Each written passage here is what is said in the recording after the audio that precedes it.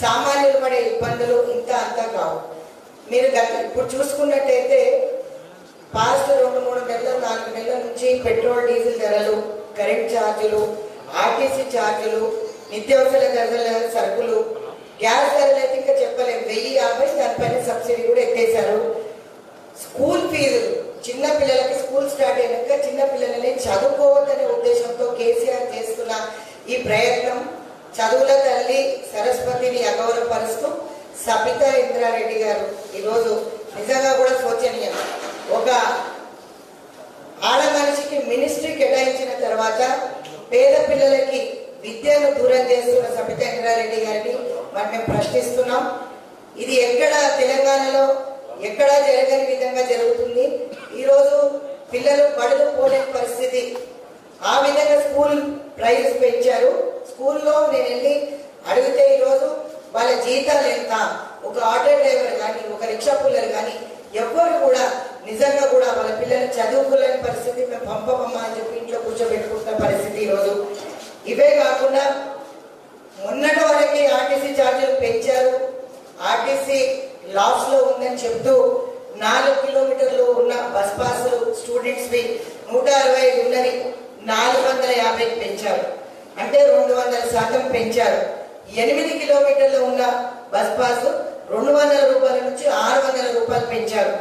12 కిలోమీటర్లు 245 రూపాయలు ఉన్న బస్ పాస్ 900కి పెంచారు. 18 కిలోమీటర్లకి 280 ఉన్న బస్ పాస్ 1150. అంటే 22 కిలోమీటర్లు ఉన్నది 330, 1350. 200 నుంచి 300 దాకా బస్ పాసులు పెంచడం జరిగింది.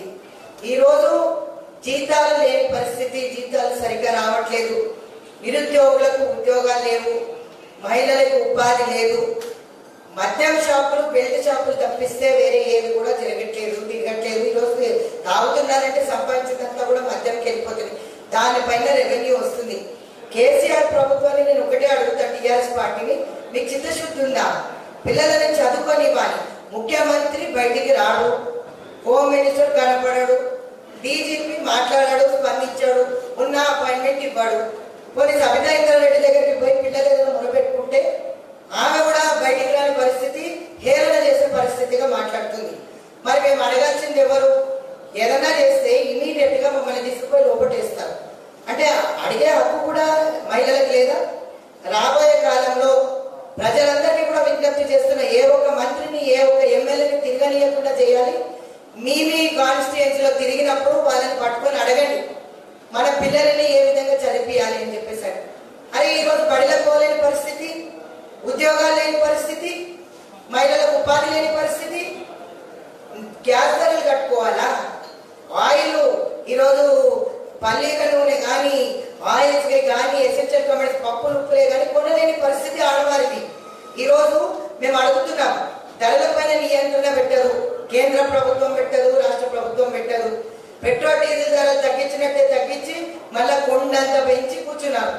ఈరోజు చాలని జీతాలు, ప్రైవేట్ కొలువులు 6,000లో 8,000లో గ్యాస్ 1,050 పోతే ఏం కట్టుకోవాలి? ఈరోజు బస్ పాసులు ఇంత పెంచినారు.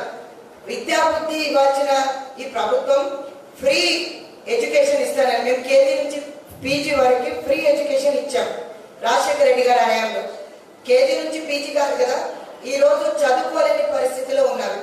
ఆర్టీసీ బస్సుల్లో ఛార్జీలు మళ్ళీ పెంచుతామని చెప్తున్నా, వ్యవహారం ఖండిస్తున్నాం. రేపు ఒకవేళ పెంచినట్టయితే మహిళా కాంగ్రెస్ పెద్ద ఎత్తున ధర్నా చేస్తారు. ఏ బస్సు కాదు కదా, సజ్జనార్ కాదు కదా, ఎవరిని తిరగనియకుండా ఆర్టీసీ మినిస్టర్ని కూడా అడ్డుకుంటాం. ఎందుకంటే వీళ్ళ ప్రభుత్వాలలో దోచుకోవడం తప్పిస్తే సామాన్యుడికి ఒరిగింది ఏం లేదు. నిరుపేదలు ఎంత బాధపడుతున్నారు. కల్వకుంట్ల ఫ్యామిలీ ఈ రోజు లాభాల పంట పండించుకొని ఫామ్ హౌస్ లో లేకపోతే ప్రగతి భవన్ లో కూర్చున్నారు. కానీ ఈ రోజు నిజంగా కూడా మహిళలు పడే బాధలే కానీ బయట ప్రజలు పడే సమస్యలకు కానీ ఎవరైనా పట్టించుకుంటున్నాడా? ఏ మంత్రైనా పట్టించుకుంటున్నాడా? గాలి కొట్టేశారు. వాళ్ళ ప్రోగ్రామ్ అయితే కోట్ల రూపాయలు పెట్టి ఫ్లెక్సీలు కడతారు. అదే మీరు పిల్లలకు ఫ్రీ ఎడ్యుకేషన్ ప్రొవైడ్ చేయొచ్చు కదా, చేయరు. ఫీ రియంబర్స్మెంట్ లేదు. ఏది కూడా వాళ్ళ మేనిఫెస్టోలో ఏ చిత్తశుద్ధి ఉంది, ఏది ఇంప్లిమెంటేషన్ చేస్తున్నారు చెప్పండి? ఏది కూడా ఇంప్లిమెంటేషన్ లేదు. 200 నుంచి 300% పెంచితే ఎట్లా తిరుగుతారు?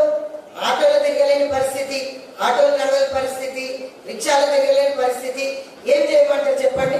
కాబట్టి మేము ఒకటే హెచ్చరిస్తున్నాం మహిళా కాంగ్రెస్ తరఫున, మళ్ళీ ఆర్టీసీ ఛార్జీలు పెంచినట్టయితే కోట్ల లాభం వస్తుందని మొన్న చెప్పినారు. ఈ రోజు సామాన్యుడు తిరగలేని పరిస్థితి, తిరుగుతుందంటే బస్సులో తిరుగుతారు. ఆ బస్సు కూడా మీరు దూరం చేసే పరిస్థితికి వస్తే చాలా పెద్ద ఎత్తున మేము ధర్నా చేస్తాం.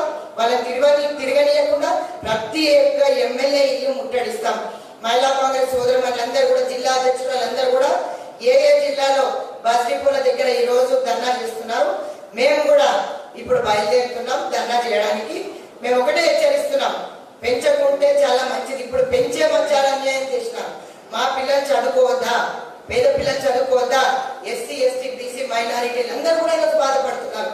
ఓబీసీలు కానీ చదువుకోలేని పరిస్థితి. ఈ రోజు మద్యం షాపులు, బెల్ట్ షాపులు, వైన్ షాపులు, లిక్కర్ షాపులు, పబ్బులు, ఈ రోజు అవిటిని నియంత్రించండి అంటే మాకు చదువును దూరం చేస్తున్నారు. ఈ రోజు మనుషులను బయటికి వెళ్లే విధంగా, బయటికి వెళ్ళనీయకుండా చేసే పరిస్థితి ఈ రోజు దాపరిచ్చింది టీఆర్ఎస్ ప్రభుత్వంలో. అంటే ఏమి చెప్పాలి మేము చెప్పండి? కానీ మేమందరం కూడా ఖచ్చితంగా బయటికి వెళ్ళి నిరసన ధోరణి ఖచ్చితంగా తెలియజేస్తాం. ఎవరిని తిరగనీయకుండా రాబోయే కాలంలో చూస్తాం. ఆర్టీసీ ఛార్జీలు పెంచితే రేపు పెద్ద ఎత్తున ధర్నా చేస్తాం. ఎంత చిత్తశుద్ధి ఉంది పోలీస్ డిపార్ట్మెంట్ కంటే మాకు అపాయింట్మెంట్లు ఇవ్వరు. మా ఫోన్లు ట్యాప్ చేసి ఈ రోజు ఇంటెలిజెన్స్ ఐపీ మా మీద చిత్తశుద్ధి చూపిస్తున్నారు. ఇప్పుడు చూడండి, గేట్ దగ్గర 20-30 మంది పోలీసులు కాదు కదా, ఒక ప్లటూన్ పోలీస్ దిగింది. ఎందుకండి మహిళా కాంగ్రెస్ అంటే అంత భయం? మీరు తగ్గించండి, నియంత్రణ పెట్టండి. ఆ తాగుడు బంద్ చేస్తే కేసీఆర్ సరిగ్గానే మాట్లాడతాడు కదా, ఆ తాగుడు బంద్ చేసి మాట్లాడమని చెప్పి కోరుతున్నాం, విజ్ఞప్తి చేస్తున్నాం. మహిళా కాంగ్రెస్ నుంచి విన్నవించుకుంటున్నాం. ధరలు నియంత్రణలో పెట్టండి, దయచేసి ధరలు నియంత్రణలో పెట్టండి. ఆర్టీసీ బస్ ఛార్జీలు పెంచొద్దని చెప్పి మళ్ళీ ఒకసారి అడుగుతున్నాం. మేమందరం కూడా చాలా మంచిగా విజ్ఞప్తి చేస్తున్నాం. ప్రగతి భవన్ ముట్టడి కూడా తొందరలోనే ఉంటది. ఈ విధంగా మాకు ఉద్యోగాలు లేకపోగా, ఉపాధి లేకపోగా మమ్మల్ని అన్ని విధాల ఇబ్బంది పెడుతున్నారు. మా మీద కేసులు పెడుతున్నారు. ఏ విధంగా కొడుతున్నారు చూడండి. లాఠీలతో కొడతారా? పోలీస్ స్టేషన్ లో నిర్బంధించి మగవాళ్ళు మా మీద జులుం చేయడం ఏంటండి? ఇవన్నీ తీవ్రంగా ఖండిస్తూ రాబోయే కాలంలో ఇంకా పెద్ద ఎత్తున నిరసన చేస్తున్నాం. ఈ రోజు అన్ని జిల్లాలలో కూడా బస్ భవన్, బస్ డిపోస్ దగ్గర మా చెల్లెళ్ళందరూ కూడా జిల్లా అధ్యక్షురాలు ప్రొటెస్ట్ ధర్నా నిర్వహిస్తున్నారు. మేము ఇక్కడి నుంచి స్టార్ట్ అవుతాం. మేము కూడా ఈ రోజు వెళ్ళి వినతి పత్రం ఇస్తాం. ఓనివ్వకపోతే ఖచ్చితంగా ఎదుర్కొంటాం, కొట్లాడతాం. Thank you very much.